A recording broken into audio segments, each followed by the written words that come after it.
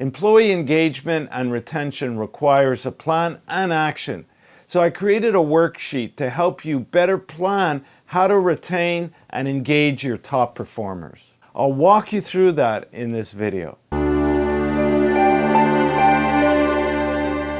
Hello, I'm Goldberg of Optimus Performance, bringing you practical tips and ideas on leadership, team development, and employee performance in the workplace. There are 5 best practices that I suggest you do in order to increase employee engagement and retain your top performers, because those are the ones that will hurt you the most if they leave. I suggest watching this video and then use the worksheet along with the video or go back to it afterwards. I also suggest that even if you go through the worksheet yourself, that you also go through it with the employee. That's really what it's designed to do. It's designed to create a plan with the employee so that it's their plan. It's not just your plan, it's their plan, and you're there to help them in terms of achieving it and supporting them in that.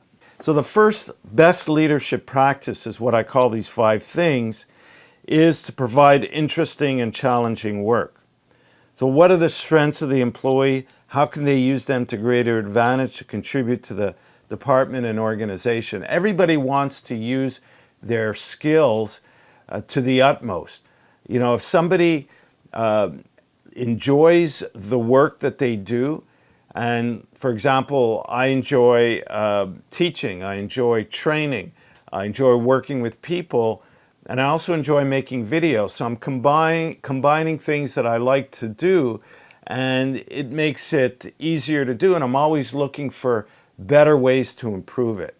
So if people aren't given more interesting aspects of their work or more challenges, the work can become routine. And your top performers are probably motivated people that want to be challenged. Number 2 is provide training and development and coaching. So how could this employee grow? What would be pertinent to them and also to the company? But there's also and if you want to build teamwork in the company, then you have to consider teamwork skills, interpersonal communication skills. So you should always be considering the total person, not just job skills. I talk about not only looking at their technical skills or the job skills. Number 3 is provide career growth opportunities. So what are their aspirations?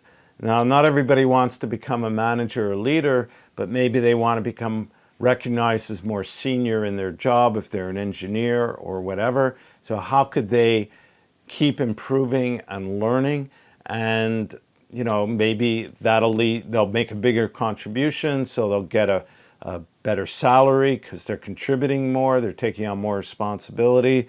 But you need to ask them, you need to know what their aspirations are. Number 4, help employees build and maintain good relationships with their coworkers and their boss. So again, this is about them developing the right attitude, the right interpersonal skills, teaching things like conflict resolution or how to prevent conflict. And that's really about, the interpersonal communication, listening skills. You want to practice prevention in these areas so you don't get stuck with conflicts that you have to intervene, that it becomes self-managed by the employees. So building a good relationship between you and the employee means coaching them, means building the trust, and doing this is part of it actually. Number 5, give regular praise and recognition to the employee. I say to make it a leadership habit, and it's something that's talked about so much by management, leadership experts. I talk about it. And it doesn't cost anything to recognize somebody, but it requires a habit, and that requires an effort. For some people it's easier, for others it's not. You need to make it a habit and practice it. Learn the skill of giving positive and negative feedback, how to do both well. There's even what I call a performance record. I have that as a tool as well that you could download, where you note down what behaviors or actions or things that the employees have done that you could give praise for, recognition, and even those things that need correction that you can then use to coach them or train them. Page 2, I provided just a way to summarize it and put things into priority. So again, I just list the 5 different best practices, a space to write down the action, when and where. You need to commit to that action. So actually put it in your agenda or whatever productivity tool you're using. And what support is required from you. And maybe you could ask the employee that when you meet them, what do you need from me in terms of making this happen? And then put a priority. What, is the most important thing? Because that may require certain time, and then go on to the next one, or maybe you could work on 2 or 3 at the same time, or maybe all of them, depending on what it is.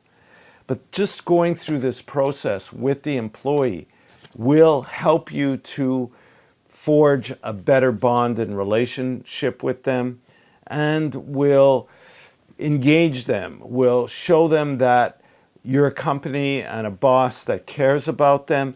And, because everybody today is or best employees, top performers are solicited. There's a problem with talent, and headhunters are looking for your people. So the more that you create that relationship and that they feel there's more in it for them than just maybe a higher salary somewhere else, or even if they're offered a higher salary, they'll come to you and express and tell you that they've been offered a job and they're considering it, but they don't want to leave. What can you do? And it gives you the opportunity to negotiate with them. So I highly recommend you do this one-on-one with each employee. You really see a difference, I'm sure, and this will help you to have better engaged employees and retain especially your top performers. Check out some of the other videos on the channel. There's one recommended for you right now. There's also, as I mentioned, forms and templates that you could download from my website or from Elikens, which is a platform I'm now publishing on. So there's links to where you could go for that in the description of this video. There's also articles on the blog section of my website, and I'm also offering a free trial coaching session for qualified leaders. Thank you for listening, and we'll talk again soon.